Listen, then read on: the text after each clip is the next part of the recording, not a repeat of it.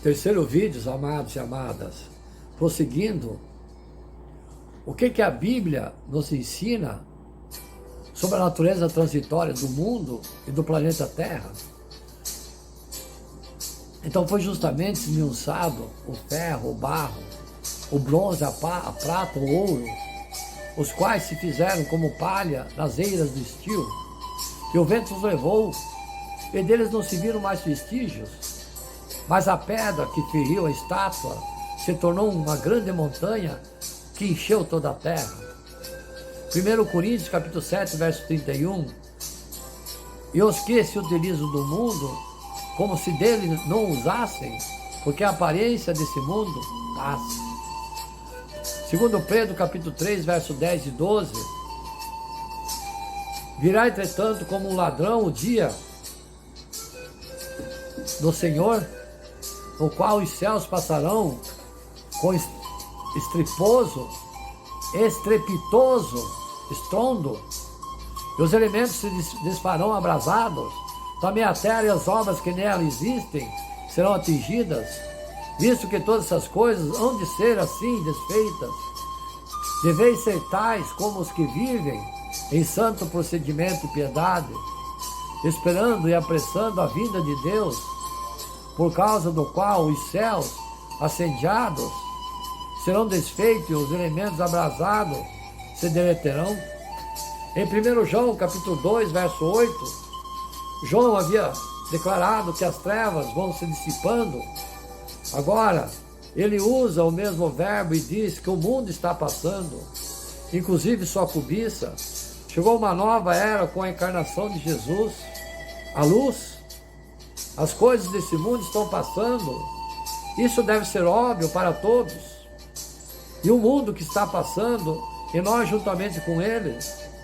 As soluções políticas nunca podem ser solução final. Se o mundo está passando, como devemos sobreviver? João responde: a solução está em fazer a vontade de Deus. Embora a teologia correta seja importante, e João tenta refutar os falsos mestres com sua compreensão equivocada de Jesus e do pecado, também é importante viver em obediência. A ética não pode ser separada da teologia. Palavras bondosas e doutrinas corretas não são suficientes. A teologia, a nossa cristandade, deve ser vivida. Não vamos nos sentir tão à vontade aqui a ponto de esquecer o nosso alvo eterno. Não vamos comprometer o nosso amor a Deus, sendo atraído por aquelas coisas, atitudes que são hostis a Ele.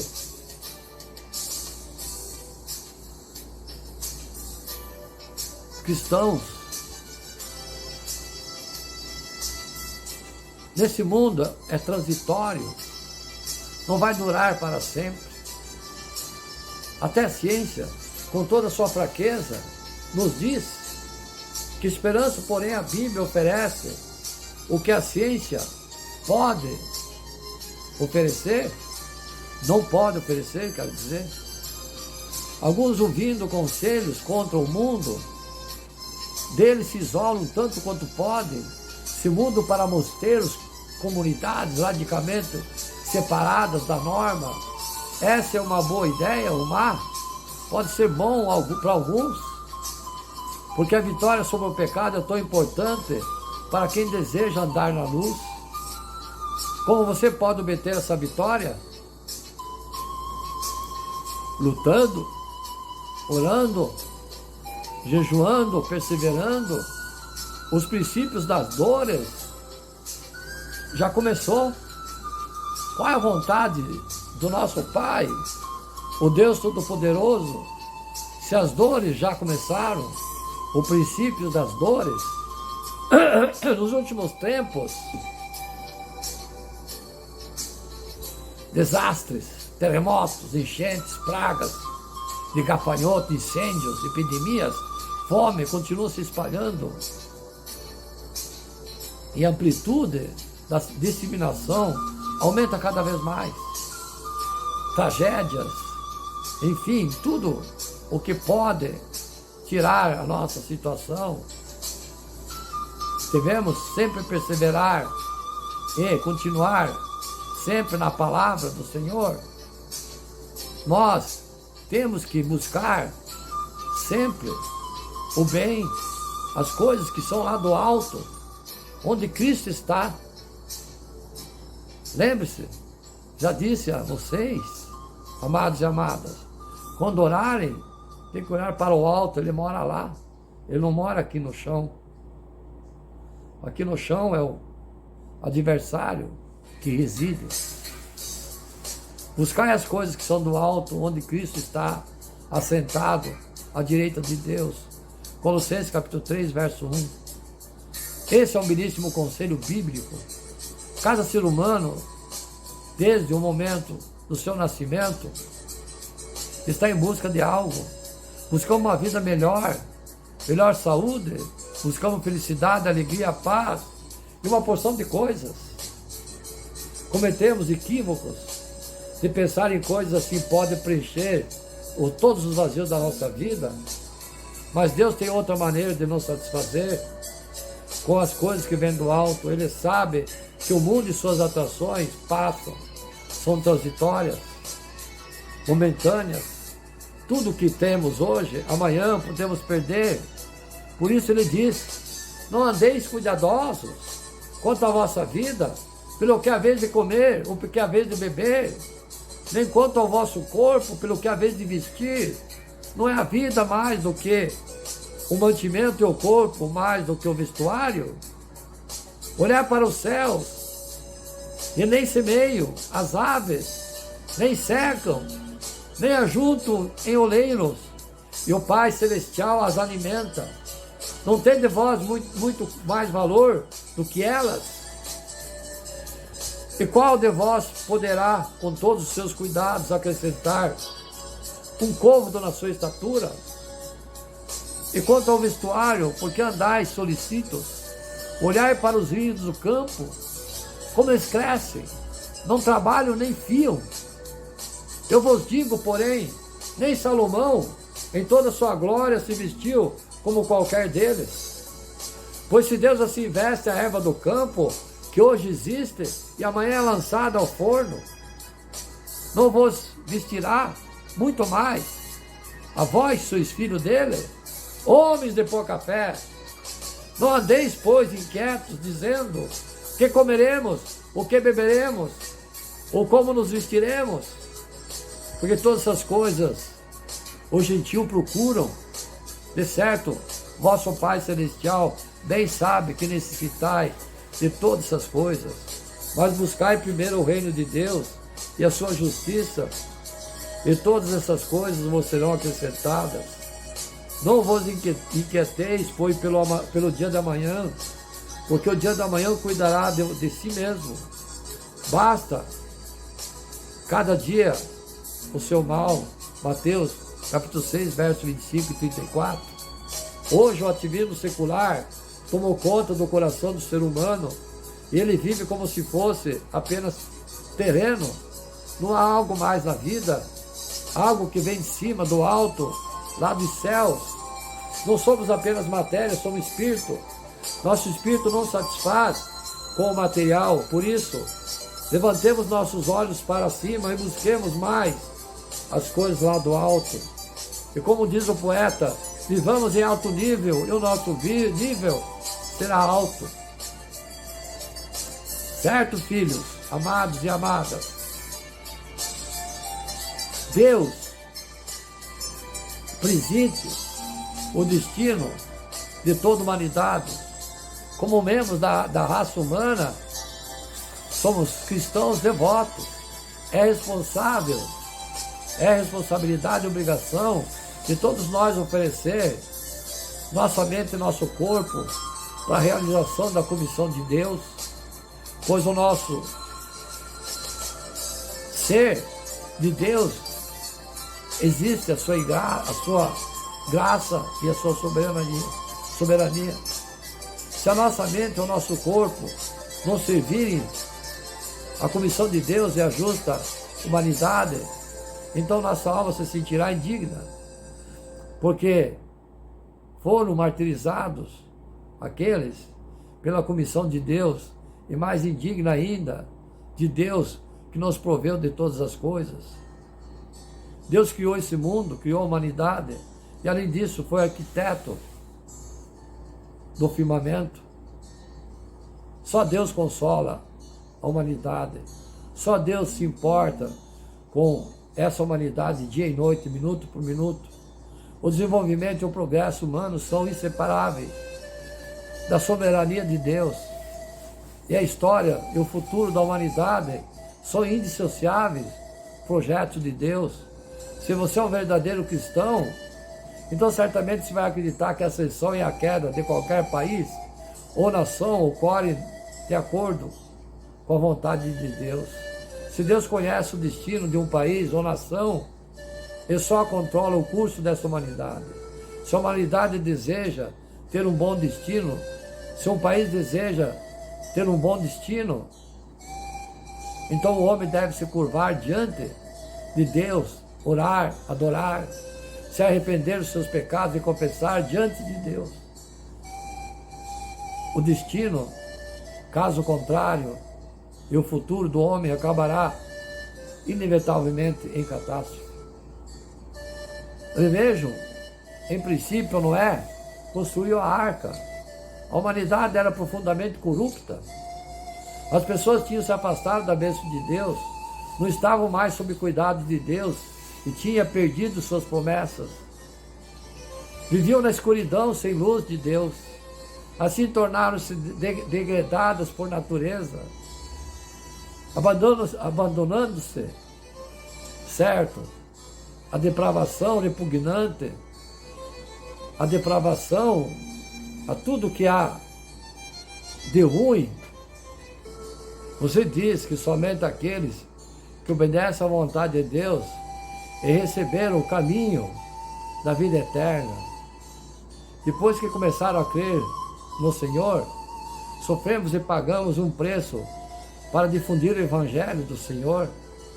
Nós pastoreamos o rebanho do Senhor, pegamos a cruz e seguimos o Senhor Jesus, praticamos humildade, paciência, pregação da palavra, tolerância. Você está dizendo que não estivemos seguindo a vontade de Deus. Sabemos que se continuarmos, nos tornaremos santos e seremos arrebatados para o reino dos céus. Essa maneira de entender e praticar está errada. Você tem uma noção de que se trabalharem, se sacrificarem e realizarem boas obras, estarão obedecendo à vontade de Deus. Mas essa noção imaginada estão de acordo com a vontade de Deus? Há qualquer base na palavra de Deus? Vamos ver o que Jesus disse. O Senhor Jesus disse: nem todo me diz, Senhor, Senhor, entrará no reino dos céus, mas aquele que faz a vontade do meu Pai, que está lá nos céus. Muitos me dirão naquele dia: Senhor, Senhor, não profetizamos nós em teu nome? Em teu nome não expulsamos demônio? Em teu nome não fizemos muitos milagres? Então eu lhe direi claramente, disse Jesus: nunca vos conheci, apartai-vos de mim, vós que praticastes a iniquidade. Mateus capítulo 7, versos 21 e 23. Pelas palavras de Jesus, podemos ver que aqueles que profetizam, expulsam o demônio e fazem coisas maravilhosas em nome dele, são os que sofrem e realizam obras para o Senhor. Eles servem a Deus, devotam todo o seu tempo e eles agem corretamente. Mas o que o Senhor Jesus os chama é aqueles que realizam iniquidade. Como devemos entender isso? Pelas vossas noções, qualquer um que trabalhe para o Senhor e se sacrifique por Ele, está obedecendo à vontade de Deus.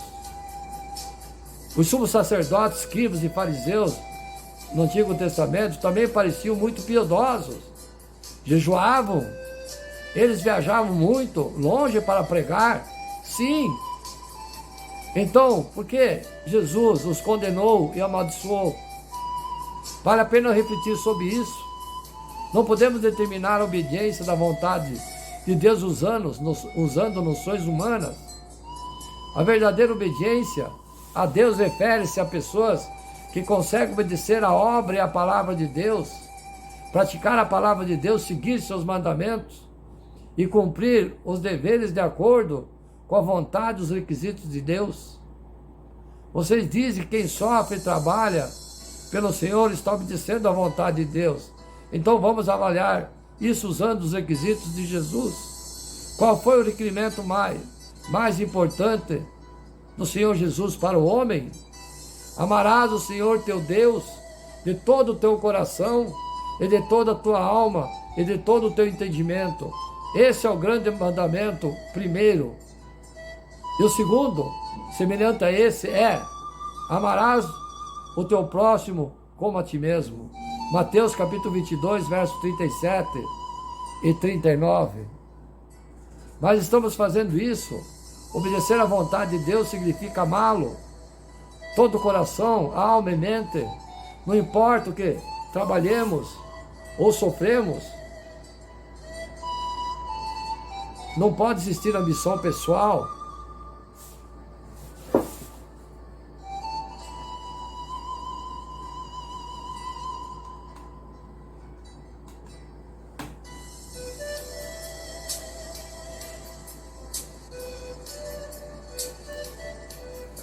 Viram como é difícil? Devemos ficar felizes e sacrificar tudo por Deus, para cumprir a vontade dEle. Devemos ficar felizes e sacrificar tudo por Ele, sem pedido ou recompensa. Se enfrentarmos os testes e as tribulações por Deus, não devemos reclamar ou traí-lo, mas nos colocar nas mãos dos anjos e dos seus arranjos dele, como Abraão, Jó, Paulo.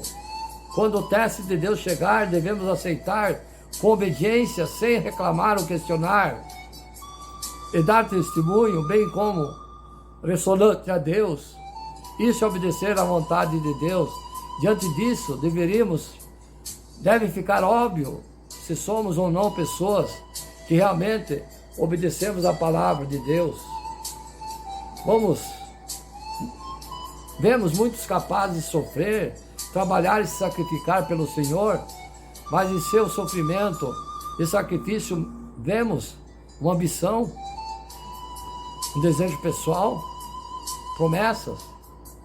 Eles buscam recompensa e querem entrar no reino dos céus, usurpando o nome do Senhor, tirando vantagens. Isso não é usar, é enganar a Deus. Como isso poderia ser praticar a verdade e satisfazer a Deus? Mas existe uma tragédia ainda maior em andamento, embora os pastores do mundo, religiosos, trabalham e preguem em suas igrejas e pareçam realizar boas obras para quem vê de fora. Quando Deus Todo-Poderoso foi realizar a obra e julgamento no juízo final, para proteger a própria posição, influência e lucro, eles julgam, condenam e profanam Deus Todo-Poderoso e tentam impedir que os fiéis investiguem o verdadeiro caminho. Isso não torna inimigo de Deus? Como se isso pode ser diferente dos crimes dos fariseus que resistiam ao Senhor Jesus? Esses fatos são suficientes para provar que as pessoas não têm conhecimento de Deus, que a natureza satânica delas permanece e que elas ainda não receberam a verdade como a vida. Mesmo aqueles que sofrem, trabalham e se sacrificam por Deus, fazem isso para barganhar com o Senhor. Eles creem em Deus para conseguir ganhos para si mesmos. Essas pessoas não praticam a palavra de Deus, não se importam com a vontade de Deus e muito menos são testemunhos de obediência e amor por Ele. Como tais pessoas poderiam obedecer à vontade de Deus? E como poderia ser qualificada para entrar no reino dos céus e receber a vida eterna? Veja essa passagem. Eu decido o destino de cada pessoa, não com base na idade, serionidade, quantidade de sofrimento, muito menos o grau em que ela causa compaixão, mas de acordo com o que ela possuir, ou não a verdade, não há outra escolha além dessa. Vocês devem entender que todos os que não se seguem a vontade de Deus também hão de ser punidos. Esse é um fato imutável. Deus decide o destino de cada homem, não com base em quanto trabalho ele realiza ou quanto sofrimento aguenta, mas de acordo com o fato dele possuir ou não a verdade, pratica a palavra de Deus e obedece, pratica a palavra de Deus e obedece a sua vontade. Porque apenas os que obedecem à vontade de Deus são qualificados para entrar no reino dos céus e receber a vida eterna. Isso foi decidido pelo caráter justo de Deus e não pode ser mudado. Portanto, todos nós devemos refletir sobre o caminho que tomamos em nossa fé em Deus, porque mesmo crendo e seguindo Deus, nós também pecamos e resistimos a Ele. Sim, isso é causado pela natureza pecaminosa escondida dentro de nós. Somos mortais pecadores. Com nossa natureza pecaminosa é muito difícil obedecer e amar a Deus realmente. Nossa natureza pecaminosa torna muito difícil evitar, barganhar e obter bênçãos enquanto nos sacrificamos por Ele. Nossa natureza pecaminosa nos torna pessimista e nos faz trair a Deus quando estamos diante das provações. Portanto, com a nossa natureza pecaminosa, não podemos nos tornar pessoas que obedecem a Deus e não podemos ser santos. É completamente impossível. Para podermos realizar e obedecer a Deus, não podemos ser santos. É completamente impossível. Para podermos realmente obedecer a Deus e nos tornarmos santos, precisamos resolver o problema da nossa natureza pecaminosa. Diante disso, se não aceitarmos a obra de julgamento do castigo do Senhor Deus, nunca seremos aprovados por Ele. Se não experimentarmos a obra e julgamento dele, nunca receberemos a verdade, nunca atingiremos a mudança de caráter, nem viveremos segundo o seu coração. É um fato que ninguém pode negar. Amém, amados e amadas? 6 razões para os cristãos que abandonam as igrejas. Muitos países, líderes de igrejas se perguntam como cultivar uma fé duradoura na vida dos jovens de uma forma mais eficiente. Um projeto de pesquisa de 5 anos explorou a oportunidade e os desafios do desenvolvimento da fé entre adolescentes e jovens, adultos cristãos dentro de uma cultura que muda rapidamente. O projeto de pesquisa foi composto de estudos nacionais nos Estados Unidos, incluindo entrevista com adolescentes, jovens, pastores, pais. O estudo de jovens adultos foi voltado para aqueles que eram frequentemente regulares na igreja durante sua adolescência e explorou suas razões para a desconexão da igreja depois dos 15 anos.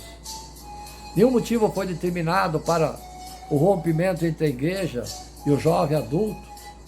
Em vez disso, uma variada razões emergiu. No geral, a pesquisa descobriu alguns temas importantes que fazem os jovens desconectarem com a igreja permanentemente por um período prolongado de tempos da sua vida. Vamos citar exemplos. As igrejas têm razão, tendência de ser superprotetoras aos seus fiéis. Algumas das características que definem o adolescente e os jovens adultos de hoje são os seus acessos sem precedentes a ideias e visões do mundo, bem como seu consumo extraordinário da cultura popular. Como cristãos, eles devem expressar o desejo de sua fé em Cristo para se conectar ao mundo em que vivem. No entanto, de sua experiência no cristianismo é sufocante, baseado no medo e na aversão do risco. Um quarto jovem de 18 a 29 anos disse: cristão demonizo tudo que está fora da igreja. 23% indicaram que essa descrição descreve completamente ou principalmente a sua experiência. Outras percepções dessa categoria incluem: a igreja ignora os problemas do mundo real, 22%, e minha igreja está muito preocupada que filmes, músicas, jogos, videogames sejam prejudiciais, 18%. Outra razão: a experiência acerca do cristianismo de adolescentes jovens é superficial. Essa razão que contribui para o abandono do jovem da igreja é que falta profundidade em suas experiências com a igreja. Um terço disse que a igreja é chata, 31%. Um quarto desse jovem adulto disse que a fé não é relevante para sua carreira ou interesses, 24%. O que a Bíblia não ensina de maneira clara ou com bastante frequência, 23%. Infelizmente, um quinto disse, jovem adulto que participaram de uma igreja enquanto adolescente, disse que Deus parece ausente em suas experiências na igreja, 20%. Outra razão: as igrejas parecem ser antagônicas à ciência. Uma das razões pelo que os jovens se sentem desconectados da igreja ou da fé, é a tensão que segue entre o cristianismo e a ciência. A mais comum da percepção nessa esfera é de que os cristãos são tão confiantes que acham que sabem todas as respostas, 35% deles. 3 em cada 10 jovens adultos com uma formação cristã sentem que a igreja estão fora da sintonia com o mundo científico em que vivemos, 29% deles. O outro, um quarto, abraça a percepção de que o cristianismo é anti-ciência, 25% deles. E quase a mesma proporção, 23%, disse ter sido silenciada pelo debate criação versus evolução. Além disso, a pesquisa mostra que muitos jovens cientistas cristãos estão lutando arduamente para encontrar maneira de ficarem fiéis na fé e na Bíblia, e também na sua vocação profissional em indústria relacionada com a ciência. Quarta razão: as experiências do jovem cristão na igreja relacionado à sua sexualidade são muitas vezes simplistas e cheias de julgamentos. Com acesso restrito à pornografia digital e imerso em culturas que valorizam o hipersexualismo ao invés da plenitude, os jovens e adolescentes cristãos estão lutando para descobrir como viver uma vida relevante em termos de sexo e sexualidade. Uma das principais tensões para muitos jovens crentes é como satisfazer a expectativa da igreja sobre a castidade, a virgindade sexual. Nessa cultura, especialmente porque hoje a idade do primeiro casamento é geralmente adiada até perto de 30 anos. Pesquisas indicam que a maioria dos jovens cristãos é tão sexualmente ativo quanto seus amigos não cristãos, embora sejam mais conservadores em suas atitudes e sobre sexualidade. Um sexto jovem cristão, 17% deles, disse que cometeu erros e se sente julgado na igreja por causa do erro. A questão da sexualidade é particularmente notável entre os católicos de 18 a 29 anos. Entre cristãos de 18 a 29 anos, entre os quais 2 em cada 5, 40% deles, dizem que o ensinamento da igreja sobre sexualidade e controle da natalidade estão desatualizados. Quinta razão: eles têm que lidar com a natureza exclusiva de ser cristão. Os americanos mais jovens têm sido moldados por uma cultura que valoriza a mente aberta, a tolerância, a aceitação. Os jovens, os novos adultos de hoje formam a geração mais eclética, de história americana em termos de raça, etnia, sexualidade, religião, recurso tecnológico, fontes de autoridade. A maioria dos jovens deseja encontrar área de consenso entre si, mesmo que isso signifique encobrir as reais diferenças. 3 em cada jovem cristão, 29% deles, disseram que as igrejas têm medo das crenças de outras religiões, e uma proporção idêntica sente como se fossem forçados a escolher entre a minha fé e meus amigos. 1/5 dos jovens com formação cristã, 22% deles, disse: a igreja é como um clube privado apenas para quem tem dinheiro. A igreja é hostil com aqueles que manifestam as dúvidas. Jovens adultos com experiência cristã dizem que a igreja não é um lugar que lhes permite expressar dúvidas. Eles não se sentem seguros em admitir que alguma vez o cristianismo não faz sentido.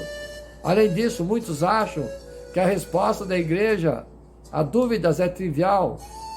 Algumas das percepções a esse respeito inclui: não pode indagar minhas perguntas de vida mais vitais, a essência na igreja, 36% deles, e ter dúvidas intelectuais significativas sobre a minha fé, 23% deles. Em um tema relacionado como a igreja luta para ajudar os jovens, adultos e se sentem marginalizados, a cerca de 1 cada 6, com uma formação cristã, disse que sua fé não ajuda com a depressão, os outros problemas emocionais que experimentaram, 18% deles. A pesquisa aponta também para 2 respostas opostas, mas igualmente perigosas para líderes religiosos e pais. A minimização, ou seja, a supercorreção. O estudo sugere que alguns líderes ignoram as preocupações e as questões de adolescentes, jovens, adultos, porque eles acreditam que a desconexão acabará quando estiver um pouco mais velho e tiverem os seus próprios filhos. No entanto, essa resposta perde para as dramáticas mudanças tecnológicas, sociais e espirituais que ocorreram ao longo dos últimos 25 anos e ignora o significativo desafio atuais que os jovens estão enfrentando. Outras igrejas tomam medidas corretivas pelo lado oposto, uma supercorreção, usando todos os meios possíveis para fazer o seu apelo congregacional para os adolescentes e jovens. No entanto, coloca o foco exclusivamente em jovens, e jovens faz com que a igreja comece a excluir os crentes mais velhos. Constrói uma igreja sob a preferência dos jovens que não buscam a Deus.